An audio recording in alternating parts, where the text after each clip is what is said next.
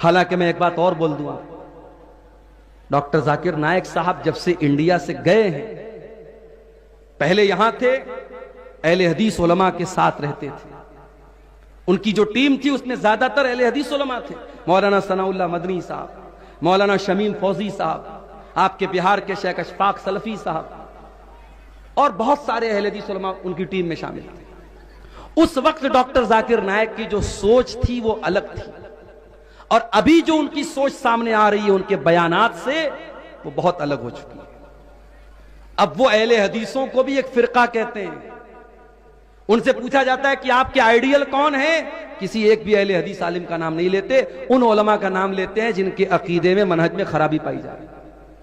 اس لیے ہمارے وہ اہل حدیث نوجوان جو اب تک ڈاکٹر ذاکر نائک کو اہل حدیث سمجھتے تھے، مانتے تھے، وہ ہوشیار ہو جائیں۔ اب جب ڈاکٹر ذاکر نائک خود کو بھی اہل حدیث نہیں مانتے ہیں تو ہمیں یہ غلطی کرنے کی ضرورت نہیں ہے۔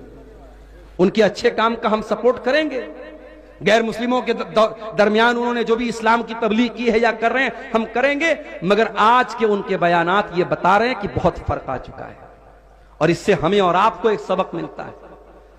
سیمانچل کے علاقے میں آپ رہتے ہیں، اللہ کا شکر ادا کیجیے۔ اگر آپ کے گاؤں میں کوئی ایک بھی مزار نہیں ہے، قبر نہیں ہے، شرک نہیں ہے، اور حرام اور بدعت کا کام نہیں ہو رہا ہے، اللہ کا شکر ادا کیجئے۔ آپ کے بچے ایسے ماحول میں بڑے ہو رہے ہیں، وہ شرک ہوتا ہوا نہیں دیکھ رہے ہیں، وہ بدعت ہوتا ہوا نہیں دیکھ رہے ہیں۔ ماحول کا بہت اثر پڑتا ہے۔ آج ملیشیا میں ڈاکٹر ذاکر نائک صاحب رہتے ہیں، اور یہاں کی اہل حدیث جماعت سے جو ان کا کنیکشن ٹوٹا ہے، اس کا اثر اب ان کی سپیچ پر، ان کے بیان پہ صاف نظر آ رہا ہے۔ تو انہوں نے اس عورت سے کہا کہ اگر کوئی مرد میک اپ کرنے والی لڑکی کے سامنے آدھا گھنٹہ بیٹھا ہے اور اس کو کوئی فرق نہیں پڑ رہا ہے تو اس مرد کو اپنا علاج کرنا چاہیے۔ اب صاحب ہمارے پڑوسی ملک کی جو میڈیا ہے اس میں بوال ہو گیا، ڈاکٹر ذاکر نائک تو بڑی گندی سوچ کے انسان ہیں اور انہوں نے ایسی بات کہہ دی، یہ ہے وہ ہے۔ حالانکہ انہوں نے جو بات کی 100% سچی بات ہے۔ اللہ تعالیٰ نے سسٹم ایسا بنایا ہے، لڑکی اگر بے پردہ ہے اور اس کے سامنے کوئی مرد ہے تو وہ مرد اس دور کا سب سے بڑا ولی بھی کیوں نہ ہو، اگر وہ مرد ہے تو اس بے پردہ اور بے حیا لڑکی کو دیکھ کر اس کے دل میں فرق تو آئے گا، اس کے دل کے اندر ہیجان آئے گا۔ اور اسی لیے اللہ کے نبی صلی اللہ علیہ وسلم فرماتے ہیں کہ جب کوئی مرد کسی عورت کے ساتھ اکیلے میں ہوتا ہے تو تیسرا شیطان ہوتا ہے۔ ہمارے یہاں لوگ کہتے ہیں صاحب بھابھی کو ہم ماں سمجھتے ہیں، دیور اپنی بھابھی کو بائک پر بٹھا کے پورے مارکیٹ کی سیر کرا رہا ہے، بھابھی چپک کر کے بیٹھی ہے دیور کے ساتھ۔ بند کرو یہ بے غیرتی، تمہاری بھابھی تمہارے لیے غیر محرم ہے، اور بھابھی کو کوئی ادھیکار نہیں پہنچتا کہ وہ دیور کے ساتھ اس طریقے سے چپک کر کے بائک پر سیر کرے۔ جیجا کے ساتھ سالی گھوم رہی ہے، ہمارے یہاں لوگوں نے جملہ بنا لیا سالی آدھی گھر والی۔ سالی اپنے جیجا کے ساتھ گندے گندے مذاق کر رہی ہے، بیہودہ مذاق کر رہی ہے، جیجا بھی مزے لے رہا ہے، حرام ہے، بے غیرتی ہے میرے پیارے ساتھیوں۔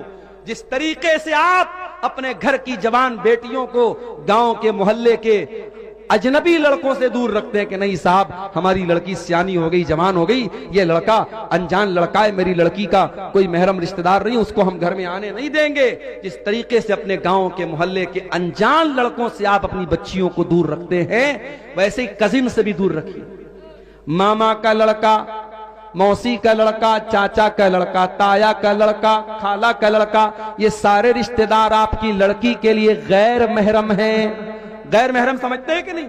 غیر محرم اس کو بولتے ہیں جس سے شادی ہو سکتی ہے۔